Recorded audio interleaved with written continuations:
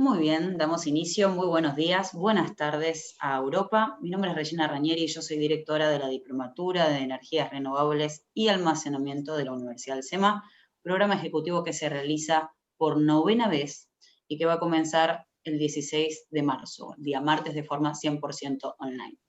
El motivo de esta presentación va a ser introducir a una gran experta que me acompaña, que tenemos el honor de escuchar, que es Erika Escudero. Ella es ingeniera electromecánica, especialista en energías renovables y sostenibilidad energética, consultora de nuevos negocios energéticos e hidrógeno verde. Argentina, y desde España nos va a introducir en estos temas que dan origen a nuestro programa.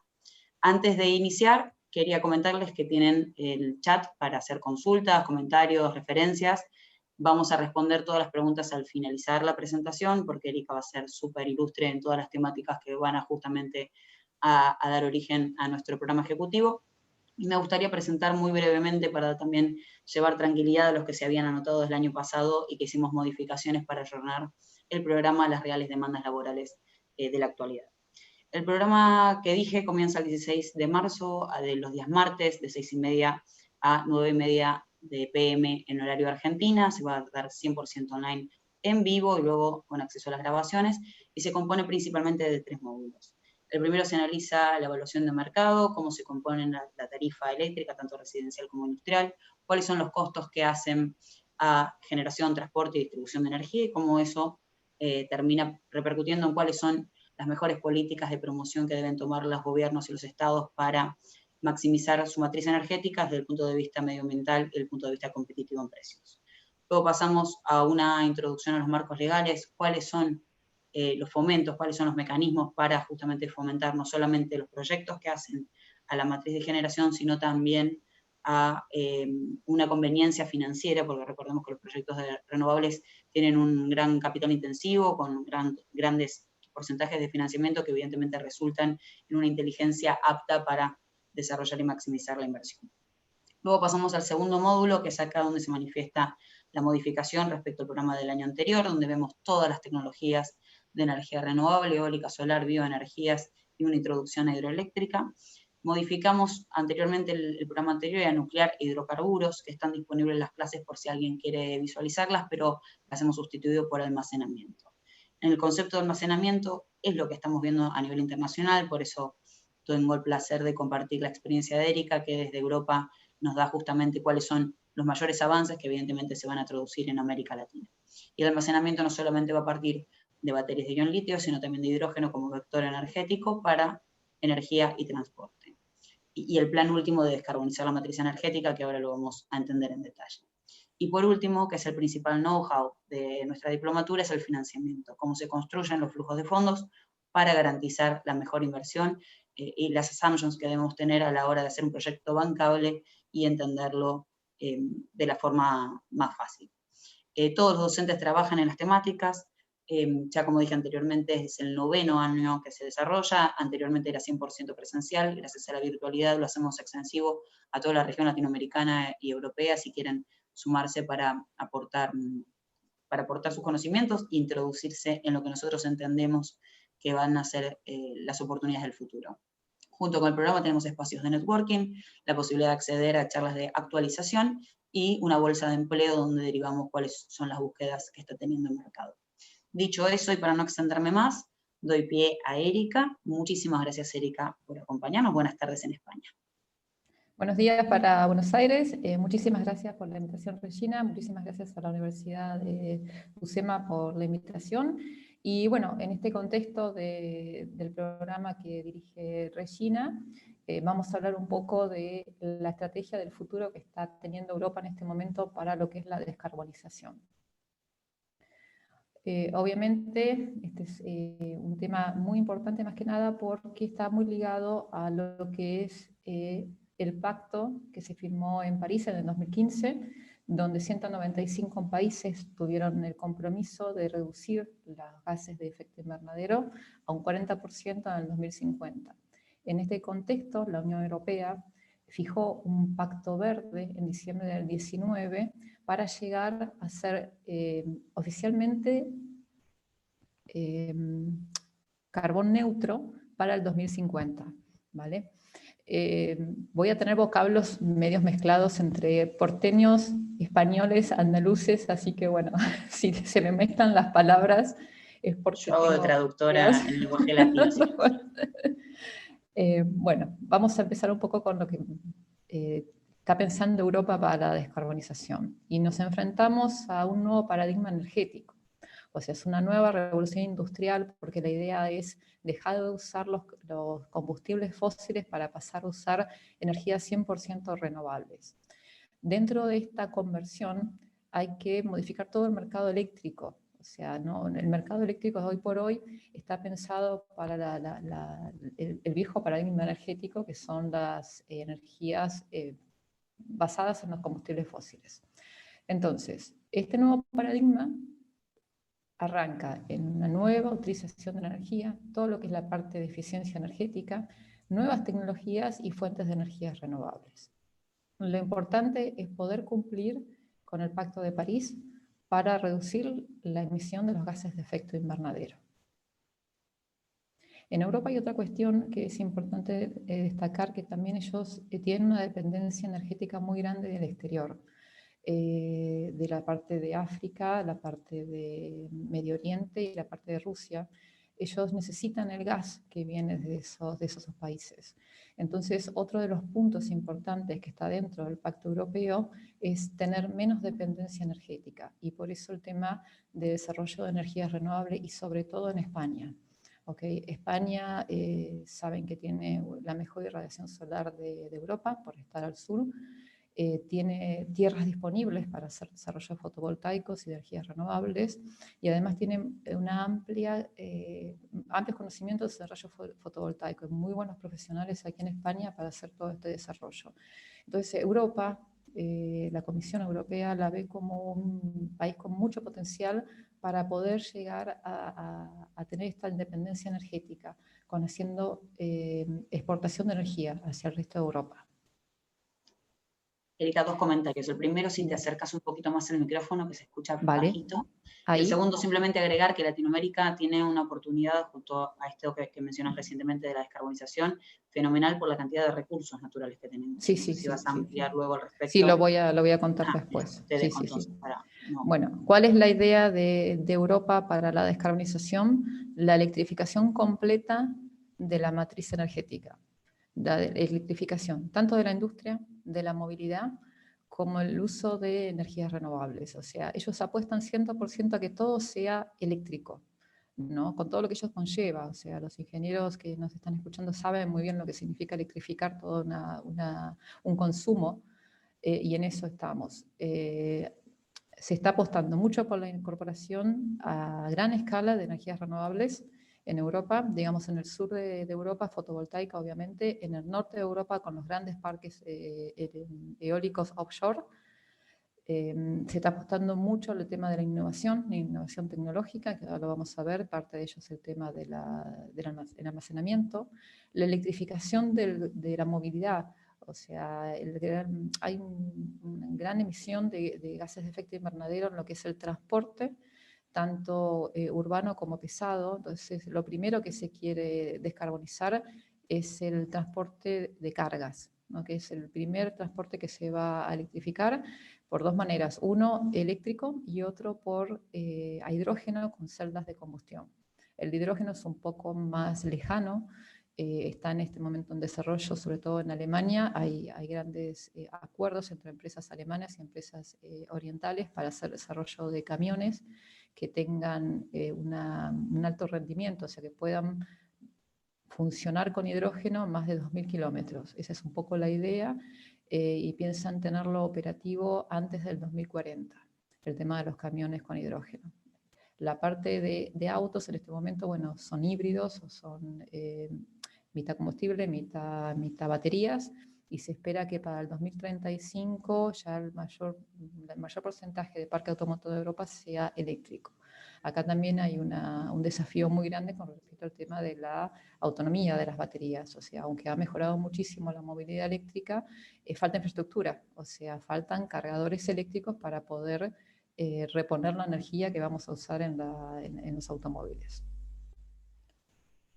Sí, sumar que dependiendo de los países, ¿no? Entre un 15 y un 25% tienen Sí, un efecto de contaminante solamente ambiental, sino también sonoro y acústica en las grandes sí, ciudades. sí. Por Sí. eso en Argentina están en trabajo la ley de electromovilidad y las grandes Ujú. automotrices a nivel internacional ya han manifestado su intención Exacto, de ya no producir más vehículos a combustión interna en 2040, 2050, dependiendo exacto. la fábrica.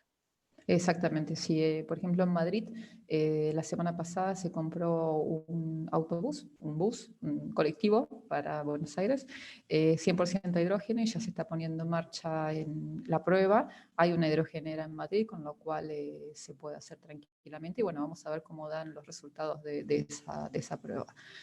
Bueno, objetivos Me siguen, europeos. perdón, Erika, me siguen Sí. insistiendo con el tema del volumen. No sé si A hay ver ahí, si me escuchan alguna mejor. forma de maximizar. Mejor, mucho Ahí, mejor. mejor. Vale. Bueno. Bueno, el Pacto Verde. Acá tenemos una idea de lo que contamina cada una de las áreas que estuvimos viendo recién. La industria es responsable del 20% de las emisiones de gases de efecto de invernadero, la generación de energía, un 50% dentro de lo que es la contaminación, y la movilidad, un 30%. Entonces, para generar la reducción de toda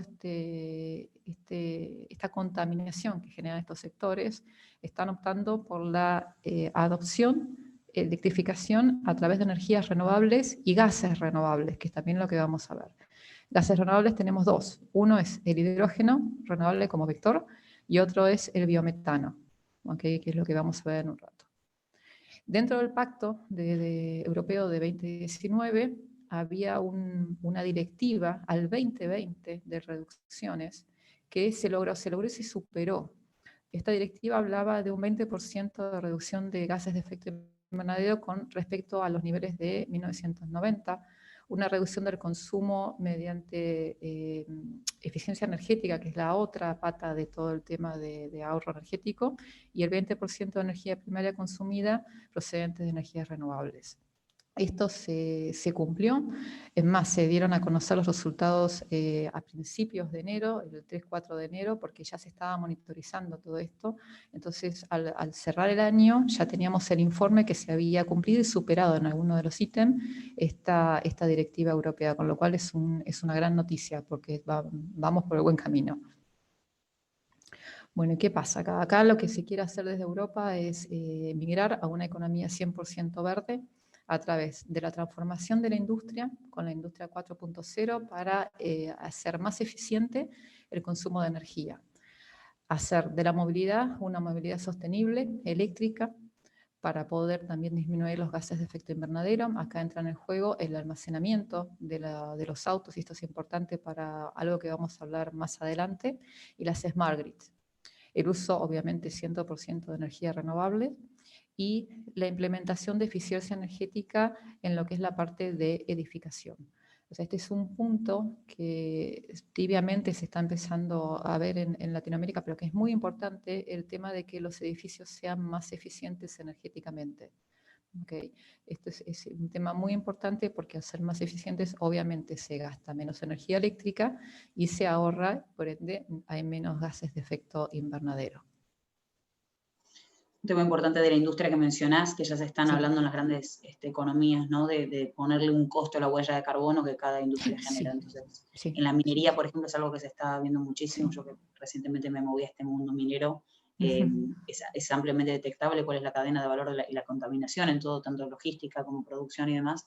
Por lo tanto, no solamente para el hidrógeno, sino para todos los aspectos que hacen la cadena productiva, va a ser muy clave tener una reducción Sí. de emisiones allí.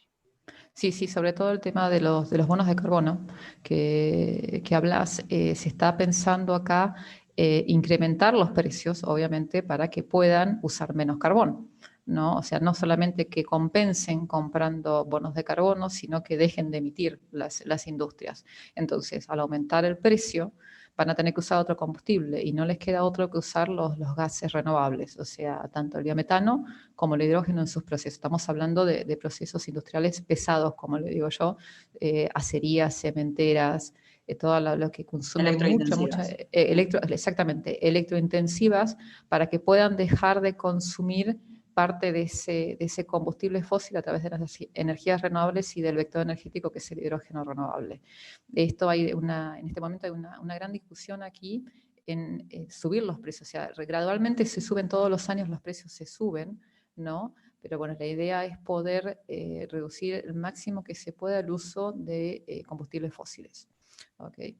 Bueno, hablando un poco de lo que es España, que es el país donde yo estoy desarrollándome ahora, España habla de la transición energética, obviamente, como en el resto de Europa. Hay un Plan Nacional Integrado de Energía y Clima que marca desde el año 2020 todo lo que es la transición energética. Entonces marca pautas, o sea, cada Estado miembro de Europa tuvo que elevar el año pasado, en medio de toda la pandemia, sus planes de reducción de gases de efecto invernadero.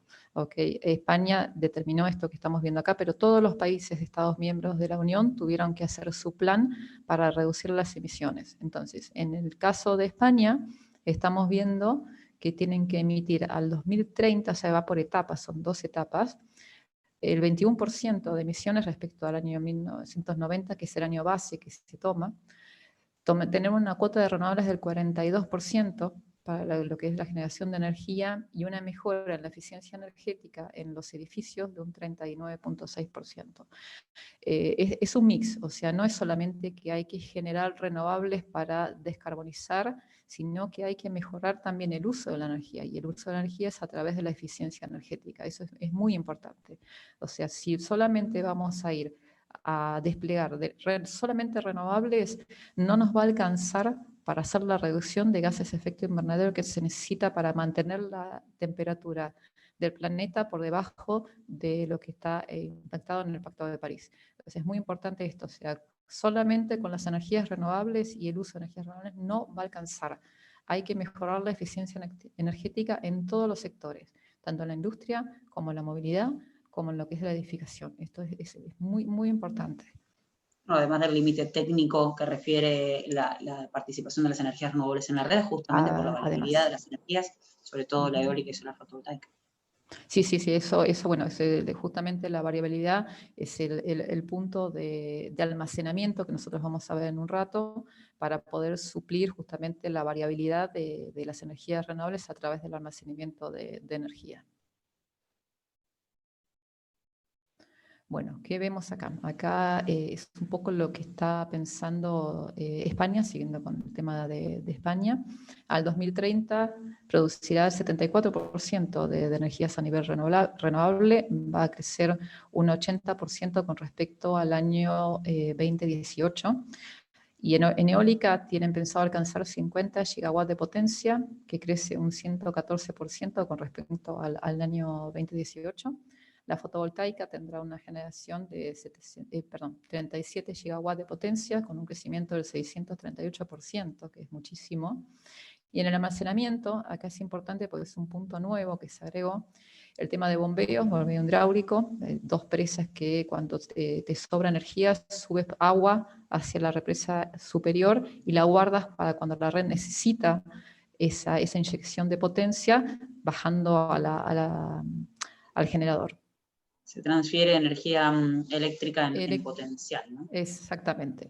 Es muy interesante, muy proyectos en Chile de esta escala, sí. Justamente por el terreno montañoso. Exactamente. Bueno, aquí en España lo que tiene que hay muchas irregularidades, hay muchas montañas, y es muy interesante porque ahora lo vamos a ver, la matriz energética tienen una alta presencia de generación hidráulica y bombeo, justamente porque es un terreno muy montañoso, con zonas donde se puede acumular energía, digamos, a través del agua, para generar energía posterior y cuando la red lo determine.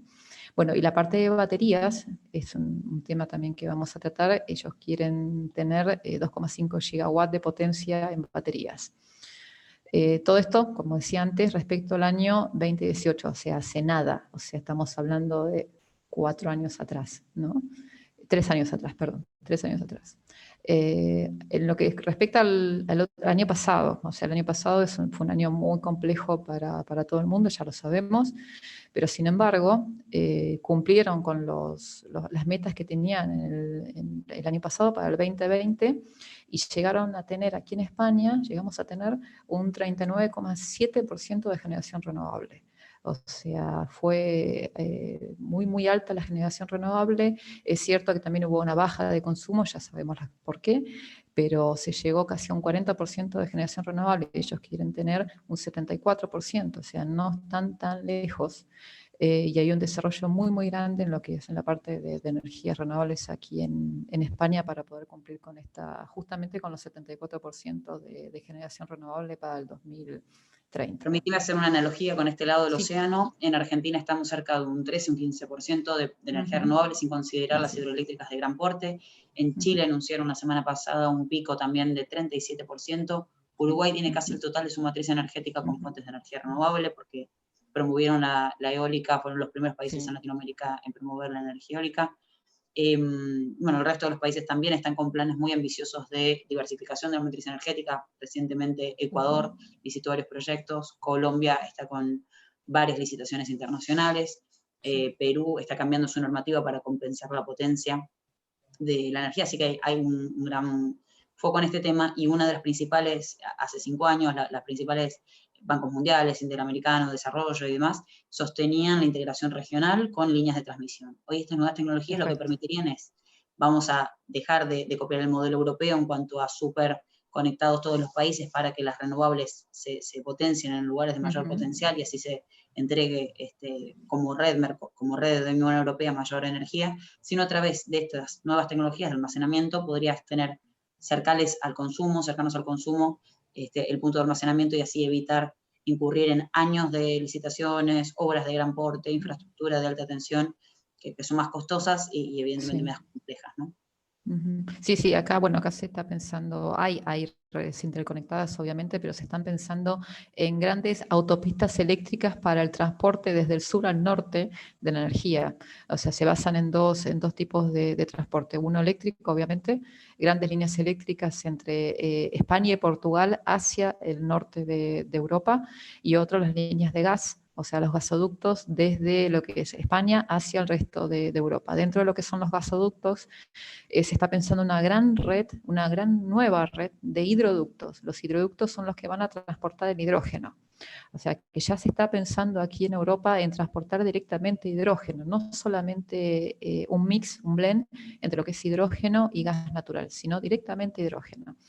En este momento están en estudio las grandes gasistas de Europa, tienen varios estudios de cómo se va a comportar la red gasista con respecto al hidrógeno. A ver si la infraestructura actual es apta para transportar el hidrógeno o hay que hacer toda una red nueva. O sea, al día de hoy eso no se sabe. O sea, hay pequeños ensayos en centros de investigación, pero todavía no sabemos si la red actual de gasoductos va a poder transportar 100% hidrógeno. Sí puede transportar un blend de hidrógeno. Este blend, cada país tiene su límite, ¿no? Por ejemplo, Alemania, ellos piensan tener un 20-25% de inyección de hidrógeno para el 2040 en sus redes de gas natural. Okay, o sea, en su red de distribución de gas. Por ejemplo, acá en España se está hablando de, por ahora, un 5%. O sea, hay mucha diferencia todavía entre los países de Estados miembros en el porcentaje de inyección de hidrógeno. Así que, bueno, eso volviendo al tema de lo que es la transmisión entre países.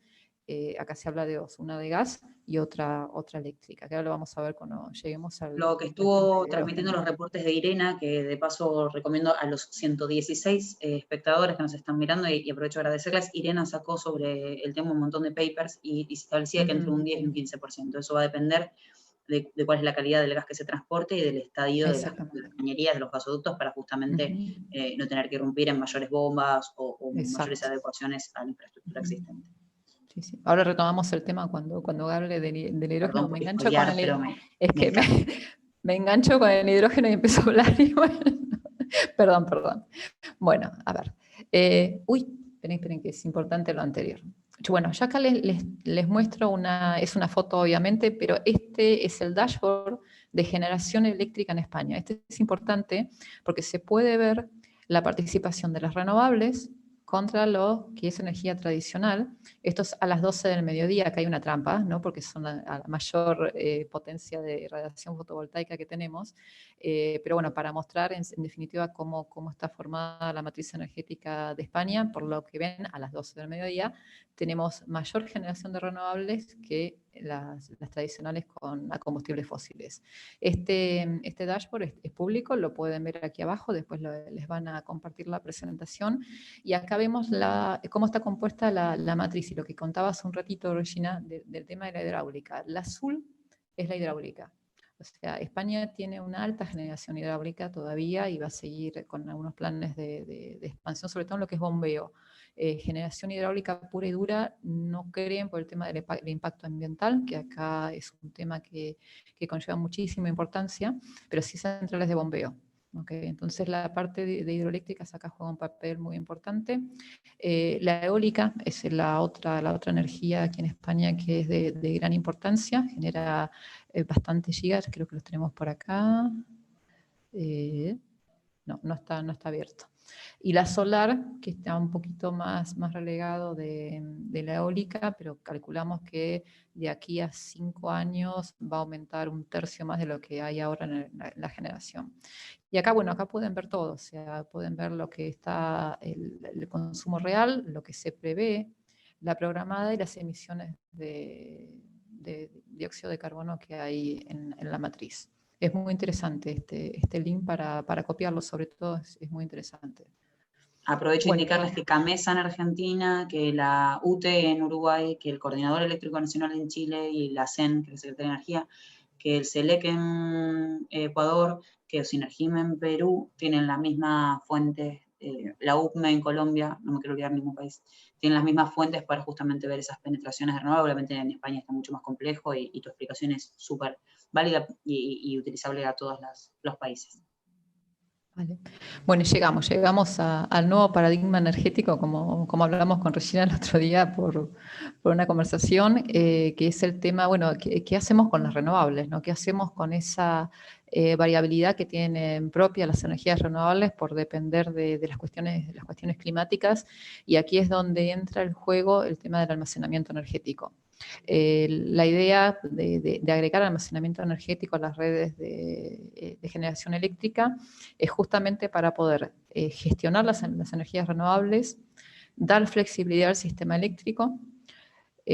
Lo que queremos también aquí es dar participación a la ciudadanía. Esto está muy ligado a lo que es el autoconsumo y la parte de almacenamiento domiciliario.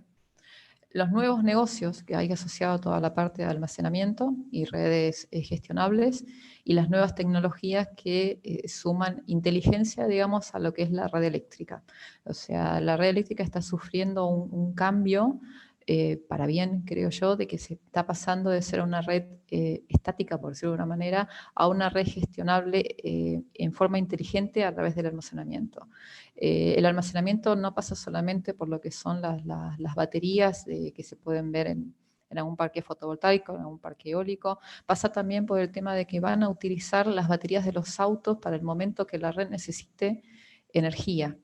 Okay, o sea, no solamente el tema de grandes centros de baterías, sino que piensan en potencia de renovables almacenada en los autos, ¿no? Y para eso es toda la parte de nuevas tecnologías bidireccionales, o sea, no solamente que cargo el auto, sino que el auto me da energía a mí en la red. Eso es muy interesante. Quería enfatizar, respondiendo a una pregunta que acaban de hacer en el chat, las energías distribuidas son justamente parte de toda esta discusión y en los últimos seminarios, que fue el año pasado, de hecho, quedamos todos los panelistas y participantes sorprendidos de cómo están trabajando las distintas economías y los distintos países en justamente promover la inteligencia del consumidor para llegar a los objetivos de descarbonización de las matrices. Entonces ahí el usuario tiene que estar informado en cuáles son las alternativas, tienen que entender también que es un modelo de negocio que evidentemente puede generarle una utilidad y es parte de todo este concepto que estás muy bien explicando. Perdón la interrupción.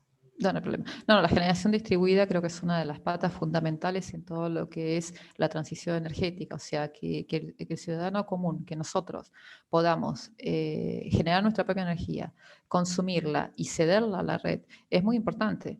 es muy importante. Y obviamente que tengamos un beneficio, no solamente que utilicemos energía renovable, sino de que se vea un beneficio en general.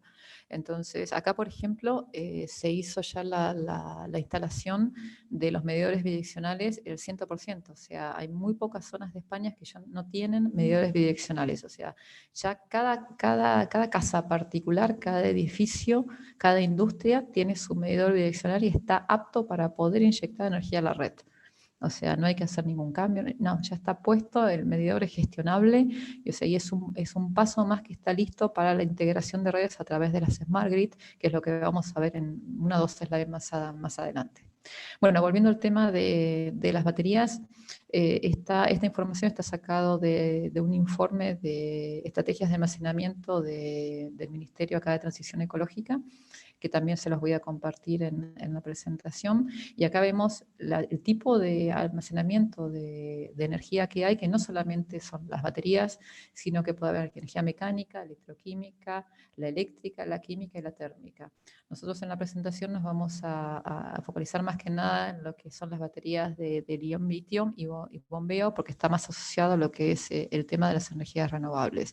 Pero la idea es que toda la gestión de las energías renovables se haga con un almacenamiento, porque si no, no se pueden gestionar. O sea, por ejemplo, en un parque fotovoltaico tenemos generación solamente diurna, obviamente, y no tenemos generación nocturna. Entonces, cuando se excede la generación por condiciones climáticas, porque no hay demanda de red, o porque simplemente tenemos un espacio que no podemos inyectar a la red esa potencia, la idea es tomar esa potencia y almacenarla en las baterías para cuando la red necesite ese consumo. Esa es un poco la idea de almacenamiento de renovables, ¿no? En los picos de generación, poder almacenarlo y poder tenerlo preparado para inyectar a la red cuando la red lo necesite. Bueno, acá lo que vemos es una típica curva de generación fotovoltaica y cómo cubrir la demanda a través de la carga base. La carga base es una demanda de energía mínima durante un periodo de tiempo establecido. Por ejemplo, si tenemos que inyectar, vamos a verlo fácil, un megawatt a la red, bueno, esta sería nuestra línea base. Y si tenemos más generación, toda la parte amarilla es lo que se puede almacenar para poder suplir después, cuando no tengamos energía solar, poder inyectar a red esa energía que nos está pidiendo la red para inyectar. Esta es un poco la idea de lo que se hace con los fotovoltaicos. Con la eólica, bueno, la eólica es mucho más estable, o sea, se genera 24 horas al día. Es el mismo concepto, o sea, es poder almacenar en los picos de generación eólica y que no se puedan verter a la red, y después verterlo a la red en el momento que sea necesario. Un hecho muy importante también es cómo se ejecutan, que lo vemos en el transcurso de la diplomatura que comienza la semana próxima, no la otra, es el curtailment. Evidentemente, distintos países tienen una política de curtailment distinta a la que tiene Argentina, que las energías renovables tienen 100% prioridad de despacho y no existe el precio spot para las energías renovables. Entonces, el entendimiento de esa parte del mercado es lo que vamos a necesitar comprender en detalle para, evidentemente, hacer la evaluación de los proyectos y entender cómo los países pueden contribuir a la eficiencia energética. Bueno, acá vamos a hablar un poco de la cadena de valor, y acá es donde es importante ver todos los negocios que se pueden generar a través de esta nueva tecnología que se va a incorporar a las redes eléctricas. O sea, vamos a verlo un poquito más en detalle porque me interesa. O sea, acá tenemos lo que respecta al almacenamiento, la parte de movilidad a través de los autos eléctricos, el sector eléctrico para inyectar servicios de red, no solamente energía, sino servicios de red a través de las baterías al sector eléctrico. Bueno, la parte del hidrógeno, obviamente, que va a tener su capítulo exclusivo al final de la presentación, y la parte del autoconsumo. Acá es importante el tema del protagonismo de la gente común. O sea, que la gente común entienda que hay que explicarle, hay que pasar muchas barreras de lo que es el conocimiento, porque a veces pasa que una persona que no está en el área tecnológica, tú le dices que quieres, que puedes poner batería y ya piensa, no, bueno, pero son peligrosas, no quiero tener esto en casa, ¿qué va a pasar si a uno de mis hijos se acerca? Bueno, todas esas barreras de conocimiento es necesario pasarlas, o sea, es necesario que la gente se capacite y que nosotros seamos también ese motor de cambio, o sea, que se pueda instruir a la gente diciendo que son tecnologías seguras, que no hay ningún tipo de problema, que ya está todo preparado como para que lo puedan tener en su casa, lo mismo que el hidrógeno, ¿no? Que después vamos a hablar un poco de lo que es el hidrógeno. Importante, a ver, el tema de la investigación y desarrollo. Aquí en Europa la investigación y desarrollo está a tope de lo que es almacenamiento de energías renovables e hidrógeno. Otra cosa importante es la normalización, o sea, hay que desarrollar estándares técnicos de interconexión para que los fabricantes puedan vender sus productos a nivel europeo. Hay normativas ya existentes, hay que pulirlas un poco más para que se pueda desarrollar todo este mercado. Y obviamente la economía circular. ¿La economía circular qué significa? Es el tema del reciclaje de las baterías una vez cumplido su ciclo de vida útil para pasar a una segunda vida. O sea, es una recuperación de la batería para poder utilizarla en otro tipo de aplicaciones que no sea tan crítico y darle una segunda vida. Y después, ya después de la segunda vida, ya eso va a reciclaje 100%. La parte de los materiales y los componentes. Bueno, acá cuando leía esto me acordaba del litio del norte de Argentina y el sur de Bolivia. O sea, tenemos una gran oportunidad ahí para poder vender la materia prima de lo que es las baterías de litio, aunque sería muy interesante que se puedan fabricar en el país. Hago una interrupción al respecto. Sí, sí. Argentina, Bolivia y Chile representan el 70% de las reservas mundiales de litio de fácil extracción, porque el litio es un elemento súper abundante en el mundo, pero de fácil extracción en salares se encuentra en nuestra región. Y justamente Exacto. hoy a la mañana me enviaron un link de un anuncio de Alberto Fernández que recibió a inversores chinos para producir baterías de litio en el norte del país para la electromovilidad. Así que Genial, genial. esperamos que sean buenas noticias.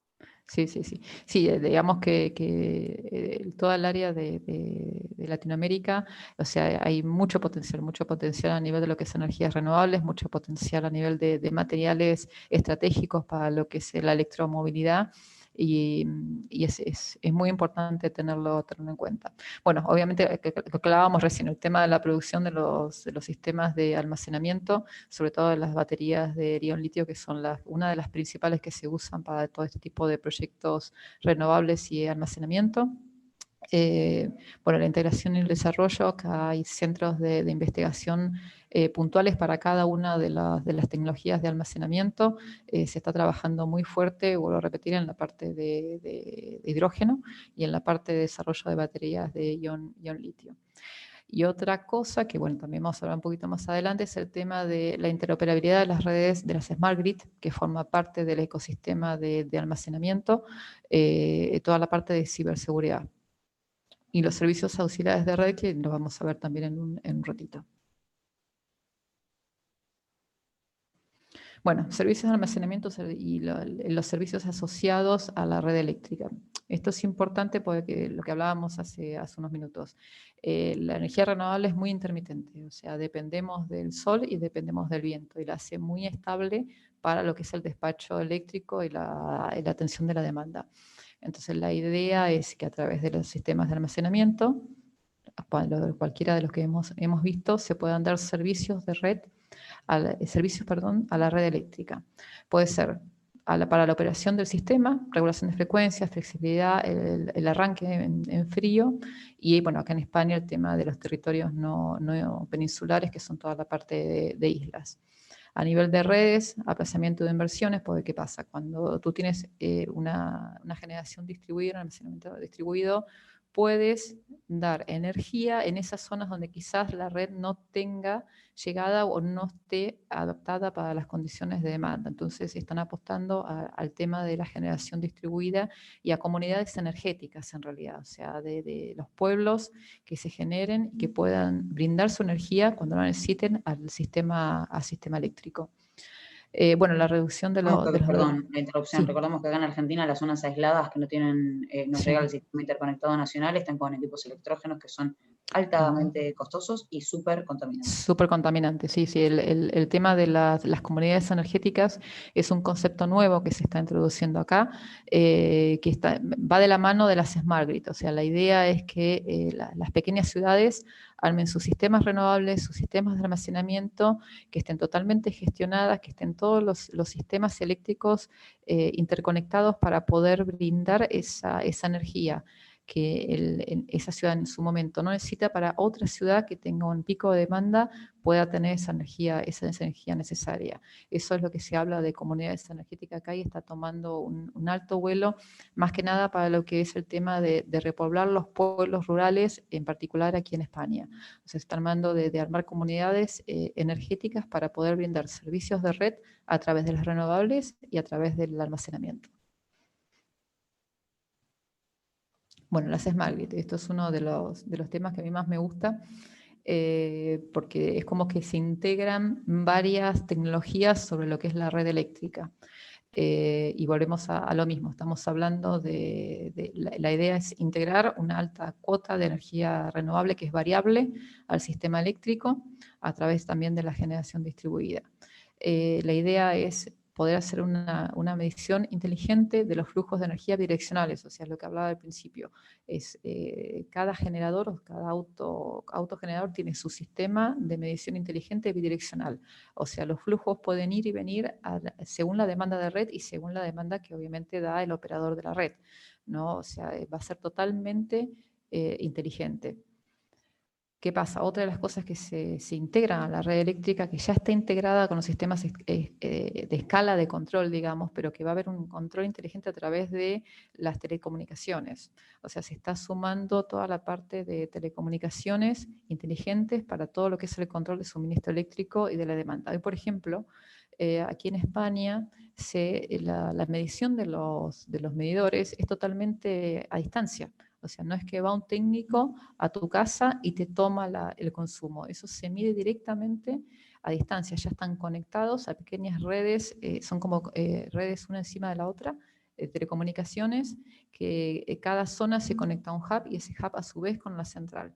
Entonces, es todo automático. O sea, ya no va gente a leer los medidores, sino que es el control central inteligente, mide tu consumo y te emite la factura. ¿Okay? Súper interesante. De hecho, el 18 de marzo tengo una charla sobre Big Data. Cuando veo la invitación, digo, pero no conozco nada, lo mío es energía. Me dice, sí, de eso te necesitamos que hables. Me dice, porque estamos consumiendo unas cantidades asombrosas de energía. Bueno, queremos entender la vinculación de la información y la inteligencia artificial con las energías renovables para generar blockchains verdes, por ejemplo. Bueno, en eso, mira, es justo el próximo renglón. El próximo renglón. Bueno, sí, a ver, partamos de la base que toda la parte informática gasta muchos megawatts en lo que es el procesamiento. O sea, un clic en Internet significa encender una lamparita de las viejas incandescentes de 50 watts, para que se den una idea. Sí, yo también dije lo mismo. Yo dije, uy, consumimos mucho con Internet. No, es cierto, es cierto. En la parte de tecnología de la información se consume muchísima energía y bueno, obviamente Google está a la cabeza de lo que es el desarrollo de tecnología con energía renovable para bajar sus consumos eléctricos de energía tradicional, digamos, ¿no? Pero sí, es cierto, el Big Data consume mucha energía eléctrica, es así, es así. No te mintieron, Regina, es así. Bueno, es así. Sí, sí. Bueno, volviendo al tema de las tecnologías de la información que se incorporan a la red eléctrica, tenemos los dispositivos IoT. Los dispositivos IoT son los que están conectados en tu casa, en un negocio, en una industria, en una pyme, que controlan tu consumo. Están constantemente monitoreando el consumo eléctrico a través de diferentes dispositivos que pueden estar puestos o en el tablero eléctrico o en cada uno de los consumos que se conecta a través de Wi-Fi a una centralita que tú tienes en tu casa y te va midiendo el consumo eléctrico constantemente. Ese consumo tú lo puedes ver en los celulares, por ejemplo, entonces, y setear alarmas. O sea, suponte que sales de tu casa a la mañana y por error no sé, dejas la plancha encendida, puedo decirte algo, que es lo que más consume, o una lavadora, o una cocina, o estamos hablando siempre de cosas eléctricas, ¿no? Entonces el dispositivo IoT te manda una alerta por los dashboards de la gestión y te avisa que dejaste algo encendido en tu casa, puede detectar un consumo que no es habitual para ese horario. Entonces, el dispositivo te manda una alerta y te llega al celular y vos enseguida te das cuenta que algo pasa y lo apagas. O sea, estamos hablando de control inteligente de la electrificación de tu casa con los dispositivos IoT. A nivel industrial, bueno, eso es todas las aplicaciones industriales de control. Se están usando nuevos dispositivos para lo que es la gestión de los procesos industriales con IoT también. De aquí, ¿qué pasa? Los IoT toman datos, toman cientos de datos por minuto, y todos estos datos se convierten en una gran Big Data que a través del Analytics nos pueden devolver cómo estamos consumiendo. Esto no es solamente a nivel doméstico, sino a nivel de red. O sea, cómo se está consumiendo, qué se está consumiendo, dónde se está consumiendo.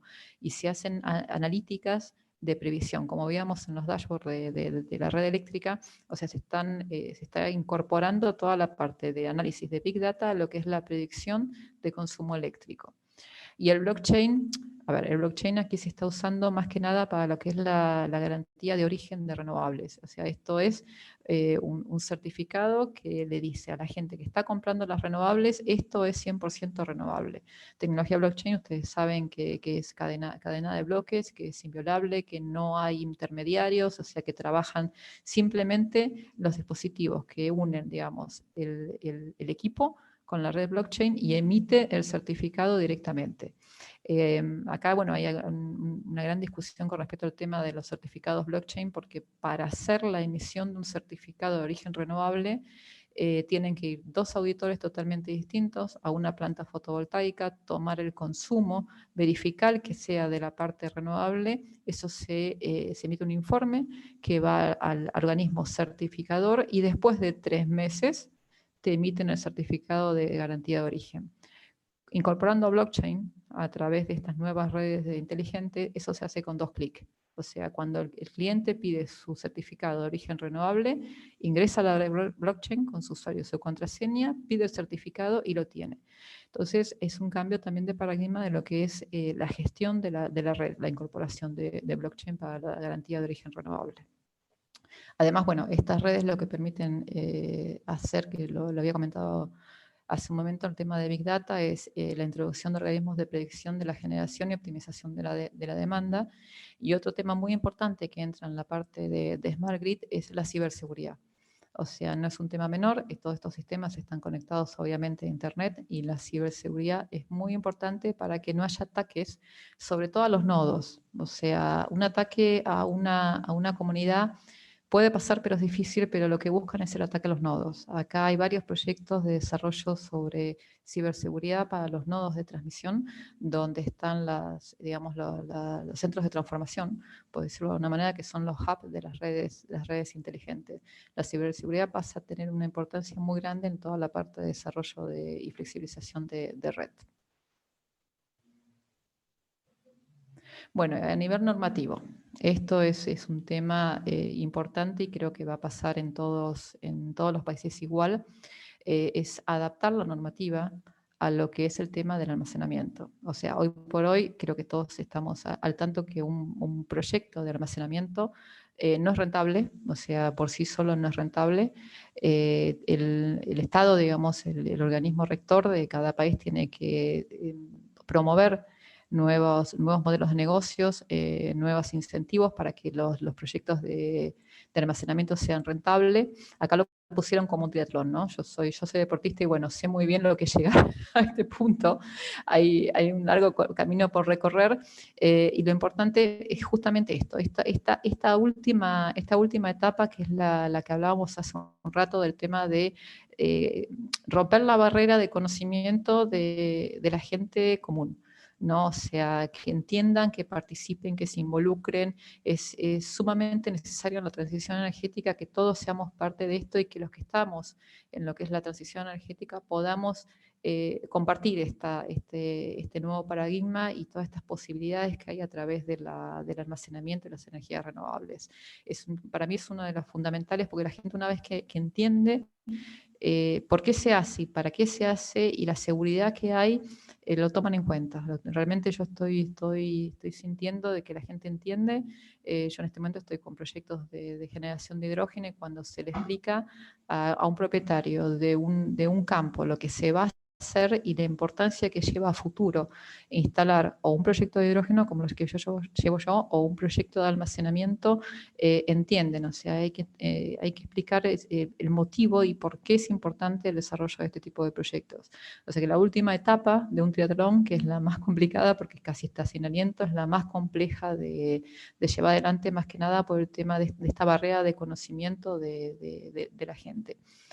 Otro tema importante es el tema medioambiental y social. O sea, a nivel de medio ambiente, obviamente el cambio climático afectó muchísimo nuestro medio ambiente, y se cuida, cada uno de los proyectos que se desarrolla se cuida muchísimo a nivel de medio ambiente, y hay proyectos que son rechazados. O sea, a mente que necesitamos generar energía renovable, hay muchos proyectos que son rechazados porque impacta a nivel medioambiental. Esto es importante también, el tema del cambio regulatorio del mercado eléctrico. O sea, tenemos que hacer, no un borrón y cuenta nueva, pero sí una adaptación a medida que se van incorporando nuevas tecnologías, para que el mercado eléctrico dé incentivos para la inversión en este tipo de proyectos. O sea, hoy por hoy las baterías no son rentables, siguen siendo caras, aunque bajaron mucho los precios, siguen siendo caras, y necesitamos que haya incentivos tanto a nivel de financiación como a nivel de peajes y tarifas de servicio de red. Porque si te cobran un peaje muy alto, los business case de baterías no dan. O sea, no son rentables, y nadie va a querer hacer una inversión a pérdida en este momento, ¿no? Justamente en respecto de la curva del conocimiento, ¿no? En la diplomatura, Sí. una de las primeras clases es la comparativa entre las distintas tecnologías y sus costos asociados. Y uno piensa que las energías renovables han tenido en su inicio una mala fama de caras. La realidad es que en los últimos 10 años, en el caso de energía solar, por ejemplo, más de un 600% se redujo el precio gracias al desarrollo productivo y a la lógica economía de escala que promueve la incorporación a las distintas latitudes. Hoy con baterías está pasando lo mismo. Distintos países están haciendo pagos por compensación, que cuando uno lo lleva al modelo completo, y eso es parte de lo que se da en la diplomatura, no es solamente un costo, es toda la variabilidad en la mejora energética y en, evidentemente, el producto final con energía renovable, mayores horas equivalentes anuales. Todo eso hay que entenderlo, evidentemente falta todavía, como bien dijiste, el desarrollo tecnológico y la producción a escala que va a justificar esa reducción de costos, pero es necesario que evidentemente se tenga esto en cuenta, se tenga noción de los costos de cada una de las partes, la implicancia de cada una de las partes, la cadena de valor, y que en países como Latinoamérica, donde tenemos gran capacidad productiva, mano de obra barata y excelentes recursos naturales, entender también el valor añadido que se puede dar en toda la industria. Sí, no, Simplemente para totalmente. remarcar, Erika, estamos a 10 minutos de las 12, no sé cómo seguís, pero sé que habíamos dicho de ajustarnos al horario. Sí. Vamos a hablar un poquito de hidrógeno verde, que bueno, es muy fuerte. El hidrógeno verde, bueno, como saben, es un vector energético. Hay que fabricarlo, hay que almacenarlo y hay que distribuirlo. Se está apostando mucho, más que nada, para reemplazar parte del gas natural, como habíamos dicho al principio, y en un futuro se estima que en el 2045, 2050 ya sea 100% hidrógeno, que se utiliza tanto en la industria como en la movilidad. Quiero hablar un poquito de lo que es el tema de los mercados y los precios. El mercado en España son 500.000 Antes te voy a toneladas. preguntar, perdón, porque yo estoy en conocimiento, pero ¿qué es el hidrógeno para los que no lo saben? El hidrógeno, bueno, es un vector energético. Está presente en la naturaleza de muchas maneras, pero no se puede obtener fácil. O sea, tú tienes que hacer o reformado del gas natural o por electrólisis. La idea del hidrógeno verde es hacerlo a través de electrólisis, de la separación de la molécula de agua en oxígeno y en hidrógeno. Ese hidrógeno se capta, se comprime y se distribuye. ¿Qué más te puedo contar de hidrógeno? A ver, se hace a través de electrólisis. La electrólisis es un proceso que lo hemos visto todos en el colegio, creo que nadie no lo vio, que es digamos, la separación de moléculas de agua a través de la inyección de energía eléctrica, y es un combustible limpio. O sea, cuando tú utilizas el hidrógeno, por ejemplo, en una pila de combustión, tiene solamente agua de subproducto. Entonces, por eso todo el mundo quiere usar el hidrógeno, o sea, porque es un combustible limpio. Sé que el proceso de obtención es caro, sí, es caro, y el proceso de utilización está todavía la tecnología en desarrollo, pero sin dudarlo es el combustible que marca el futuro para el tema de la descarbonización, sin dudarlo. Okay. Gracias. También acompañado por el biometano, ¿no? Que es la producción del otro gas renovable que está en auge. Bueno, volviendo al hidrógeno verde, se espera que España sea un hub de distribución de hidrógeno verde para Europa, por las condiciones que habíamos dicho antes. O sea, tiene la mejor irradiación solar de Europa y tiene tierras disponibles para hacer proyectos tanto fotovoltaicos como eólicos. Hoy por hoy, a ver, lo que es, esto ya está aprobado porque he analizado el business case. Los precios de generación de hidrógeno renovable están entre 4 y 5 euros el kilo de hidrógeno verde, comparado con 1,5 €, 1,80 € de lo que es el hidrógeno gris, es muy caro. O sea, estamos totalmente conscientes de esto, pero la idea es que a medida que vaya saliendo demanda y a medida que vayan bajando los precios de los electrolizadores, que es el sistema con el cual vamos a fabricar el hidrógeno, este precio baje al punto de que llegue a unos 1,80 €, 2 € para el 2030. Es muy ambicioso, no falta tanto, estamos en el 2021, son 9 años de desarrollo por delante, pero se está pensando que ya para el 2030 tenga un precio competitivo para poder empezar a reemplazar al hidrógeno gris sobre todo. Okay. Lo importante es que tenemos inversiones pactadas por 8.900 millones de euros en inversiones, que esto viene de los fondos de Next Generation, que son la recuperación post-COVID de la Unión Europea, y lo que se estima acá en España es tener instalado en los próximos 10 años 4 gigawatts de potencia de electrolizadores. Recordemos que el compromiso de París que bien mencionaste anteriormente, de todos los países descarbonizar sus matrices, tiene la principal atención del sector financiero. Entonces, todas estas políticas de promoción, de sustitución de combustibles fósiles, de nuevas tecnologías, tiene un gran abanico de posibilidades financieras. Por eso la diplomatura nuestra se enfoca en el área financiera, porque entendemos que hay liquidez, un exceso de liquidez, más allá de las particularidades de cada country risk, que obviamente en Argentina estamos últimos en el ranking, pero en materia de promoción e inversiones en nuevas tecnologías, sin duda hay exceso de liquidez para estos proyectos. Okay. Aquí también se está viendo con buenos ojos, los inversores los ven con buenos ojos, los bancos los ven con buenos ojos, o sea, mirando futuro. O sea, esto no es algo que va a resultar en los próximos 2 años, esto es algo que se va a desarrollar de acá a los próximos 10 años, teniendo en cuenta lo que es el desarrollo de una planta de energías renovables que ronda alrededor de 5 años, no estamos tan lejos. O sea, 21 más 5 son 26, así que no estamos tan lejos. Bueno, acá rápidamente les quiero contar cómo es el flujo de energía del hidrógeno renovable. Acá, bueno, hablamos del electrolizador, que es un equipo eléctrico que separa de la molécula de agua el oxígeno por un lado y el hidrógeno por el otro. Obviamente todo esto desde energías renovables, con certificado de energía renovable, porque como bien habíamos visto, se alimenta por energía fotovoltaica, que funciona de día, y energía eólica, donde también hay bajadas de generación y hay que compensar con energía de red.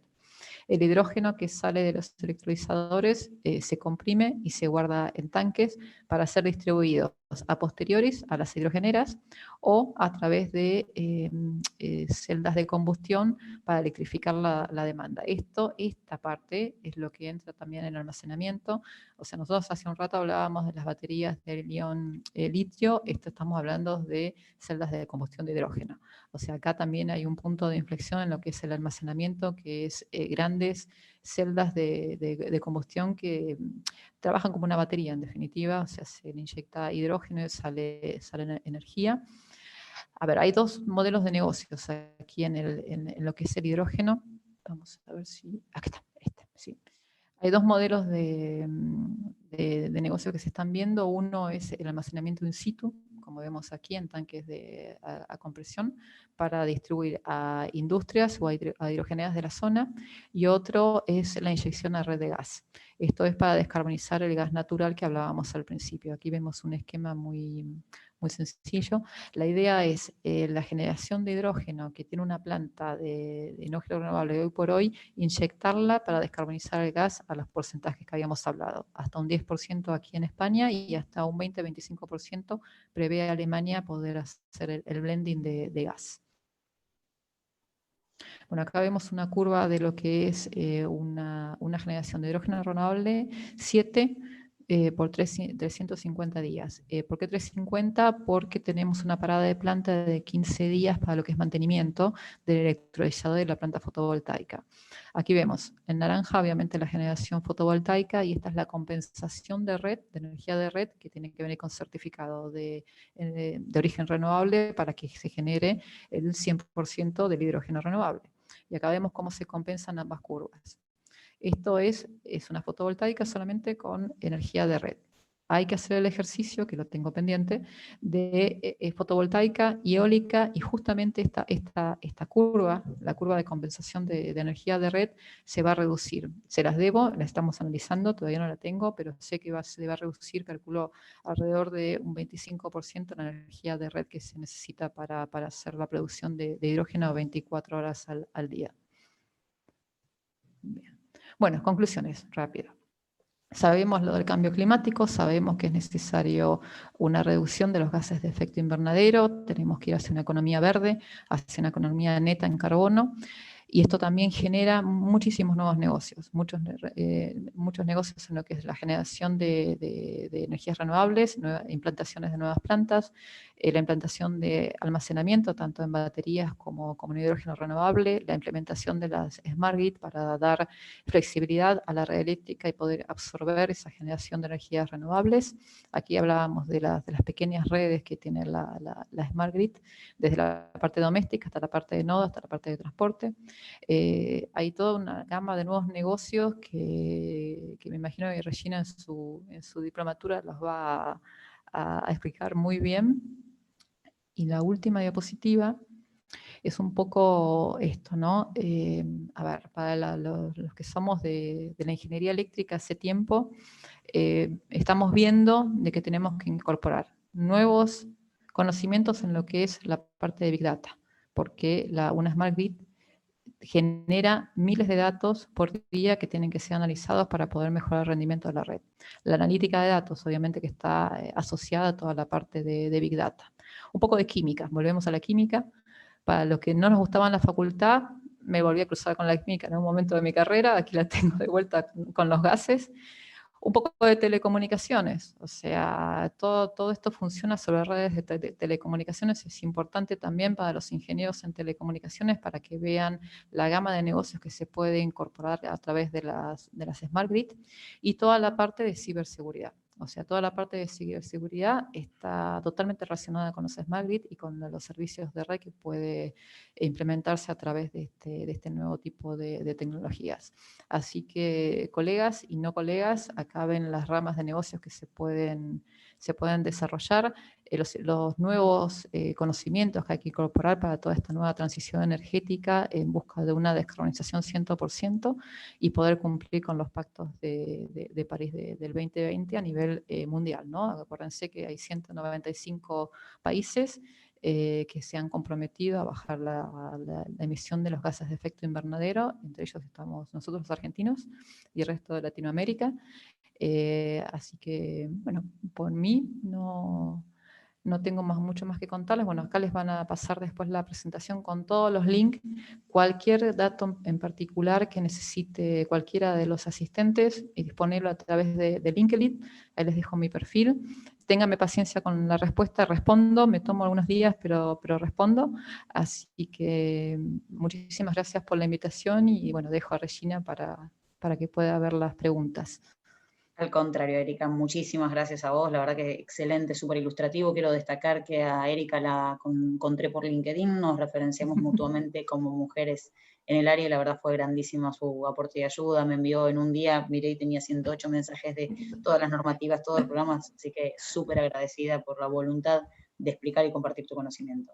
Estamos en tiempo, lamentablemente no vamos a tener tiempo para las preguntas porque manifestamos cumplir el horario, pero tanto Erika como yo quedamos a entera disposición sí, por favor, para atender cualquier consulta. En nuestros LinkedIn, en la página oficial de UCEMA, la grabación y la presentación serán ambas compartidas, así que quien quiera volverlo a escuchar tendrá la oportunidad de hacerlo porque realmente fue grandioso.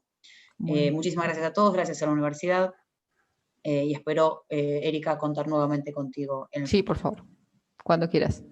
Gracias. Muchísimas gracias a todos los participantes. Hasta luego.